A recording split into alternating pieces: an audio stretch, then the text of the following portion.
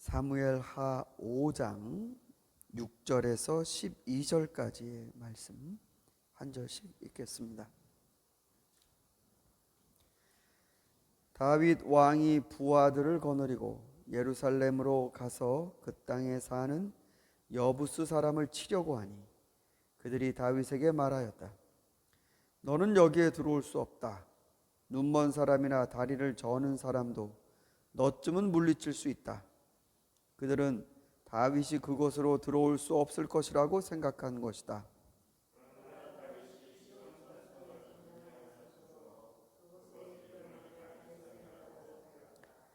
그날 다윗이 이렇게 명령을 내렸다.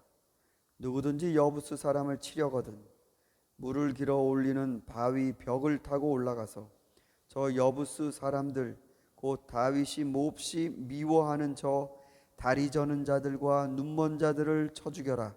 그래서 눈먼 사람과 다리 저는 사람은 왕궁에 들어갈 수 없다는 속담이 생겼다.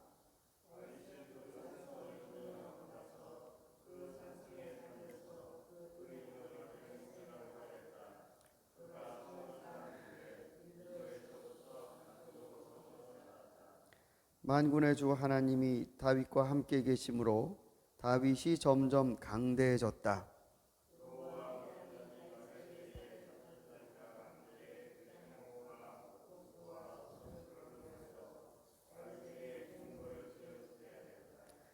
다윗은 주님께서 자기를 이스라엘의 왕으로 굳건히 세워주신 것과 그의 백성을 번영하게 하시고 자기 나라를 높여주신 것을 깨달아 알았다. 아멘. 다윗은 예루살렘으로 이제 왕궁을 옮깁니다. 북쪽과 남쪽 그 모두의 왕이 되었기 때문에 남쪽 유다에 치우친 헤브론 그 지역보다는 북쪽으로 자기의 이 왕권의 중심지를 옮깁니다. 이 예루살렘이라는 이 위치가 드디어 성경에서 등장하는 장면입니다. 왜 예루살렘인지, 지금도 뭐 예루살렘 순례도 하고, 그리고 예루살렘만큼 또 복잡하게 종교적으로 엉켜 있는 도시도 없지요. 지금 너무나 중요한 곳입니다. 어떤 분들은 그러더라고요. 예루살렘을 잘못 건드리면 3차 세계대전이 벌어진다. 너무 중요하고 민감한 곳입니다. 근데 그게 이제 왜 등장하게 됐는지 이 설명이 여기에 나옵니다. 헤브론에 있던 다윗이 이스라엘의 왕권의 중심에 밸런스를 갖추기 위해 북쪽으로 올라갑니다. 이게 위치가 어디냐면요, 여러분, 사울은 베냐민 지파 사람이었죠. 다윗은 유다 지파 사람입니다. 예루살렘이 어디에 있냐면 바로 그 경계에 있습니다. 그 위쪽으로는 베냐민 지파고 그 아래쪽으로는 유다 지파입니다. 그러니까 다윗은 실질적으로 이스라엘 12지파 중에서 북쪽에 해당하는 지파가 11지파나 있어요. 그러니까 그들을 통합한다라는 게 결국은 이 무게가 위쪽으로 옮겨지는, 이럴 수밖에 없는 결정을 했을 겁니다. 그리고 또 아주 중요한 원인들이 있습니다. 단순히 이스라엘 백성의 구성 대비 여기가 균형점이다 라고 하는 것뿐만 아니라 오늘 우리가 여기 읽은 곳을 보시면요, 거기에 이미 여부스족이 살고 있었습니다. 근데 벽을 타고 올라가서 그 성을 점령해야 돼요. 여기 우리가 읽은 것처럼요. 그래서 여부스 사람들은 굉장히 만만합니다. 이 군사력이 세서 만만하기보다도 여기는 아무도 점령 못한다. 이게 천혜의 요새입니다. 높은 곳에 있는데 이게 거의 여기 나온 것처럼 정면적으로 거기를 침입해서 들어갈 수 있는 그런 지형이 아닙니다. 그리고 거기는 또 기온샘이라고 그 이 뒤편으로는 샘과 연결이 되어 있습니다. 그러니까 앞으로는 적이 못 들어오고 뒤로는 물이 연결되어 있고. 그러니까 여부스 사람들은 자신만만했던 거죠.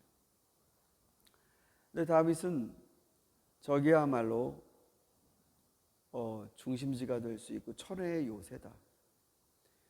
다윗이 하나님의 성전을 짓는 비전을 이때 가졌다 안 가졌다 말씀은 거기에 대해 얘기하고 있지는 않습니다.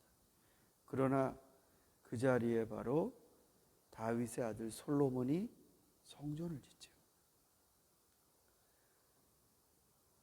거기서부터 시온이라는 이름이 생깁니다. 시온. 그러니까 예루살렘과 시온은 같은 곳이죠. 다윗성을 시온에 있다 이렇게 표현하게 됐다 또 말씀하고 있습니다. 마침내 여부스족을 몰아내고 거기 다윗이 이스라엘의 왕궁을 다윗성을 세웁니다. 근데 또 다윗이 워낙 강대해지니까 두로에 있는 왕이 목재며 뭐며 막 보내줍니다. 그러니까 아마 이 다윗의 그 방황하는 시절, 광야에 방황하는 시절의 이야기를 알았던 어떤 친분이 맺어졌던 이 두로 왕은 종교적으로는 굉장히 위험한 곳이에요, 사실. 거기에는 두로와 시돈에는 바로 바알 종교가 있어요. 그러나 외교적으로 원만히 살았고, 그리고 이제 목재와 사람과 이런 보내줍니다. 다윗성 지으라고. 다윗은 이 모든 순리를 보면서 깨닫게 되었다라고 12절에 나와 있습니다. 자기가 사울을 먼저 쳤습니까? 아니죠. 아브넬이 와서 다 준비됐다고 임금님 하시면 된다고. 아브넬이 죽고 나선 이 백성들 11지파의 백성들이 와서 통합을 했습니다. 자기가 다윗성을 짓는데 자기가 목재를 댄 게 아니에요. 두로에서 목재를 대줍니다. 그러면서 이런 말씀 성경에 기록되지 않습니까? 그 12절 말씀을 보시면 다윗이 깨달아 알았다. 다윗이 깨달아 알았다. 뭘 깨달아 알았다는 겁니까? 주님께서 자신을 이스라엘의 왕으로 세우셔서 이스라엘을 번영토록 하시려는 걸 깨달아 알았다.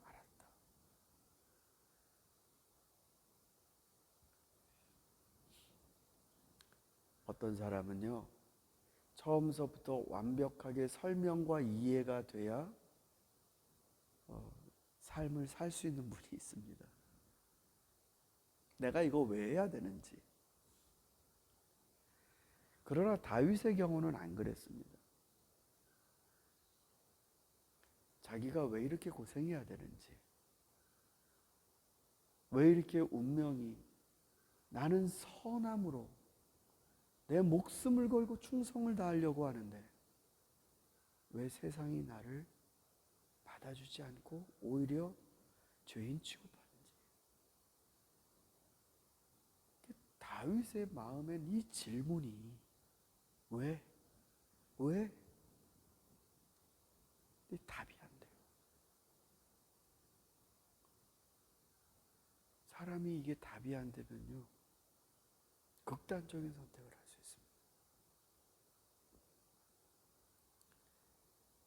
근데 다윗은 답이 없다가 아니라 내가 아직 모른다 쪽으로 갑니다. 하나님은 아시지만 난 모른다. 근데 하나님이 알고 계시다면 됐다. 이제야 그걸 알았다라고.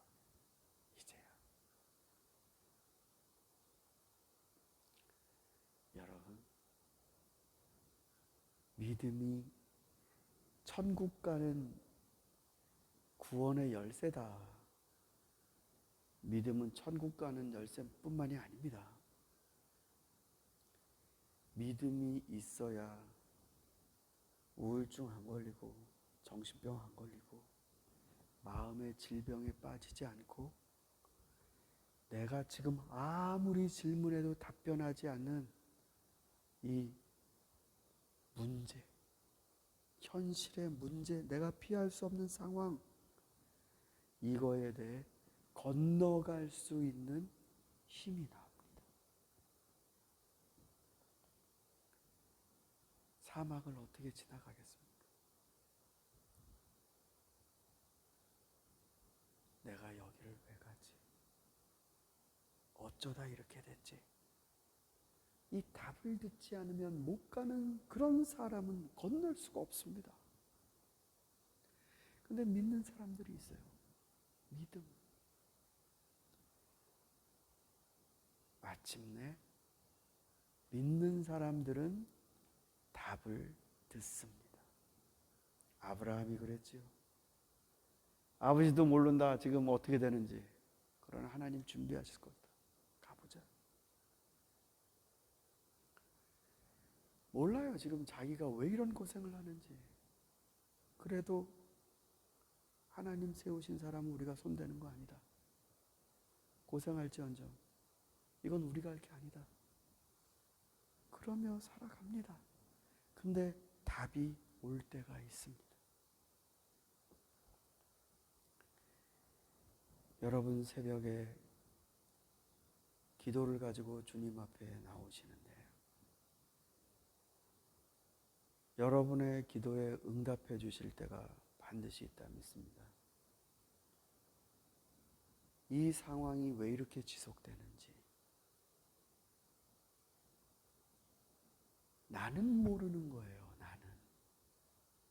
하나님은 아시는 거예요. 믿음은 그걸 붙드는 겁니다.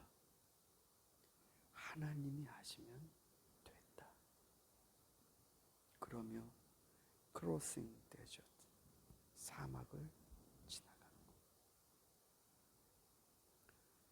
저와 여러분 하나님 앞에 우리들의 삶에서 왜 이런 굴곡을 지나게 하셨는지 그것을 답변 듣지 못한다 하더라도 주님을 믿으며 건너갈 수 있는 믿음의 사람들이 될 수 있기를 소망합니다. 우리 함께 기도드리겠습니다.